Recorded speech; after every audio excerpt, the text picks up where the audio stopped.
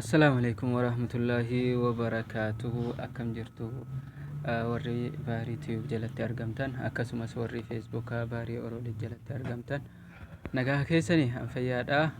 Arda sammootu barumsa bareedaa qabadheen isinii dhufe sunis maali yoo jettan barumsa dhiyoo tanaa isinii kennarra ammas barnootuma yuutuubiiti jechaadha. YouTube nama seenee ilaaluuf jechaadha. Nama YouTube ilaaluuf barumsi kun bareedaadha. Isin faayidaan isiniin jedha. Sunis maal yoo jettan fakkeenyaaf amma yeroo dheeraa yoo YouTube keessa seentan yoo YouTube keessa teettanii jettan ija keessan akka miineef dark mode waa'ee dark modeeti jechaadha. Iji keessan akka isin jalaan miidhamneef amma sammootu viidiyoo tokko fakkeenyaaf osoo ilaaltan jechaadha qulqullinna yoo isin harkaa dhabe jechaadha qulqullinna isaa eda'atuu fi kana jechaadha ka waliin ilaallu har'a. Amma ammoo gara barumsa keenyaatitti deemna jechaadha. Awwala dursitanii YouTube keessan irra ni seentanii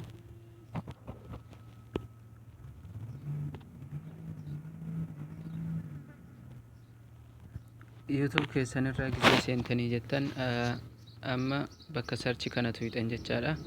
Achi tuyxanii gisee jettan kunoo baarii tiyuub jettanii barreessitanii baarii tiyuub jettanii bifa kanaan barreessitanii achi booda sarchi gootanii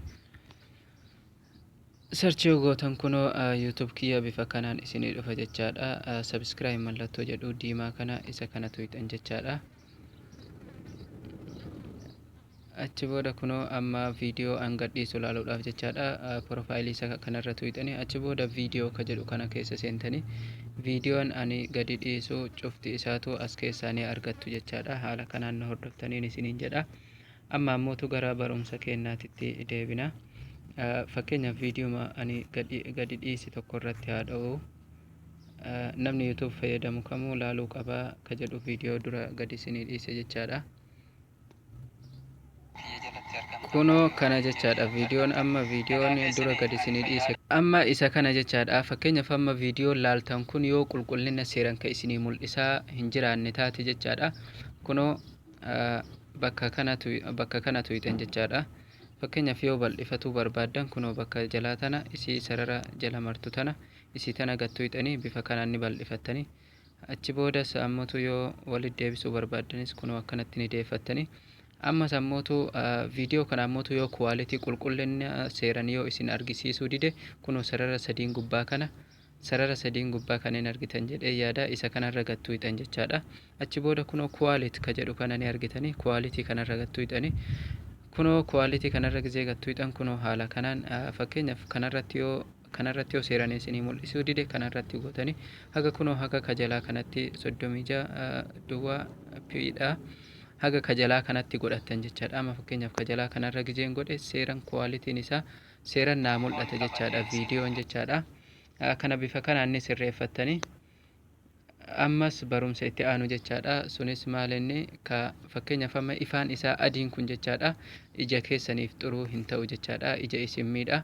Kana ammootu akkamiin sirreeffattanii kunoo bakka profaayilii keessanii kana fakkeenyaaf profaayilii bakka suuraa kana jechaadha. Isa kanarra gadi ni tuyxanii achi booda seetingis ka jedhu seetingii yuutuubii seentan jechaadha. Achi boodas jeneraal ka jedhu kana isa kanarra gad tuyxanii kunoo daarkizeem jedha. Daarkizeemii kanarra gad tuyxan jechaadha. Daarkizeemii kanarra gisee gad tuyxan kunoo bifa argitan kanaan gurraachee jira. Amma sa'atii 24 yoo YouTube keessa taa'e ija kiyyaa fi bareeda naaf ta'a jechaadha. Iji kiyya uummata kana jalaan taatu na jalaan miidhamtu. Isinis osoo feesbuuknis waan kana qabaate baay'ee namatti tola jechaadha. Isinis bifa kanaan ni sirreeffattanii hin fayyadamtaniin isiniin jedha. Ammas waan biraati jechaadha. Sunis maalinni histirii keessan jechaadha. Histirii fakkeenyaaf amma nama sarchi gootan jechaadha. Gubbaa kanarratti nama sarchi gootanii jettan histirii isaa balleessuuf fakkeenyaaf amma kunoo color watch histirii ka jedhu kana isa kana yoon gadi tuqe wanti histiriin kiyya wanti an duraan laalee wanti ani sarchi godhe hin bada jechaadha. Kunoo ka gadii kanas bifa kanaan histirii keessa waan duraan laaltan viidiyoo duraan laaltan barreeffama duraan barreessitan bifa kanaan balleeffattuun isiniin jedha. Barnoota YouTube irratti isin faayiduu ka jedheen isiniif qabadhee dhufe kana jechaadha. Amma fakkeenyaaf namoonni ani sarchi godhe asirratti jechaadha bifa kanaan kana bahu yoo taate history san yoo irra dhihee kaballeessu taate hin bada jechaadha. bifa kanaan isinis sistema kanaan ni fayyadamtuun isiniin jedha. YouTube yaamootu subscribe godhuu hin dagatinaan isiniin jedha. barnoota biraa haatiin hanga walitti deebinutti nagaa irra tura. viidiyoo kana waan daawwattaniif galatoomaa isiniin jedha.